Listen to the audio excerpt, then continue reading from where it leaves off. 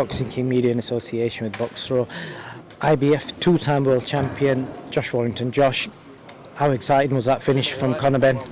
Fiery, very fiery. Yeah, explosive, and listen, that's why people come out in the thousands to see him, because he's exciting, isn't it? You know, people in boxing want to get the wins, but I think he said himself, you want to win, or you want to show people how you win in an explosive manner.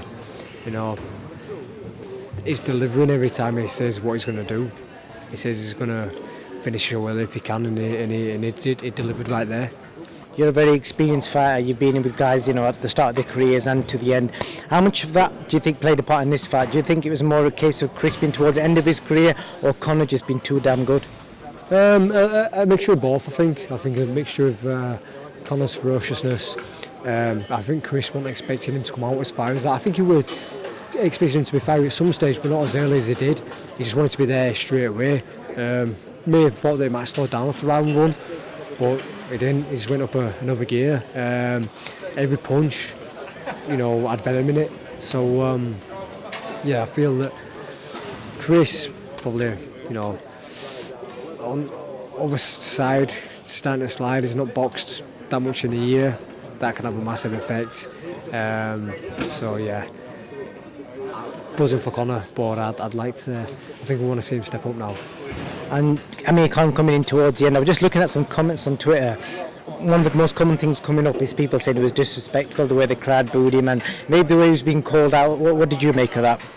I don't think KK's bothered too much, but yeah, I feel they shouldn't have been booing him. You know, listen, the guy will only be appreciated when he retires, and it's fucking sad that, because he's done some amazing things. You know, from winning that silver medal as a 17-year-old lad, going away, winning world titles, coming back from, you know, slip-ups, winning, you know, Prescott's, and being over in America, fought the best, never complained.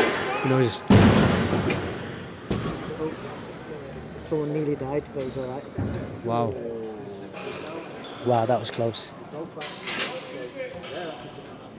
yeah, but yeah, just he's come from a lot as AMIR, and I wouldn't like to see him fight Conor now. I said to him ringside tonight, we only chat over him, I said, call it a day, mate.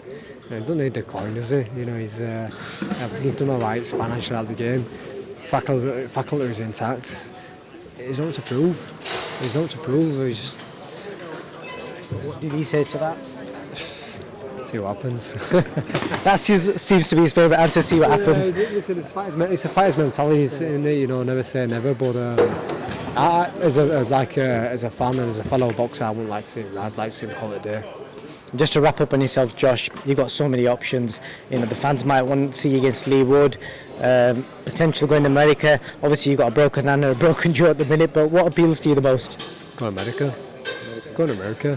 Listen, start stoking the fight as much as possible, getting Lee Wood doing commentary in my fights, of turning up, him doing interviews, and getting a bit shirty on social, all that stuff. Listen, I'm not arsed. I want to go to America. I'll come back and fight Lee Wood after. You know,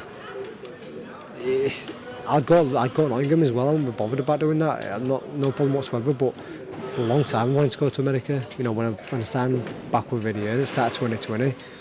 I wanted to fight Lee Wood. It was to go to America to have the big fights over there, to fight the world champions over there. Look at my career since I won the world title. Carl Frampton, Kid Gallard. Then I boxed Softon's coach when I was asking for Shakur Stevenson. You know, I want big fights and big names. I vacated my belt for the reason to go to America to fight the bigger names in their backyard.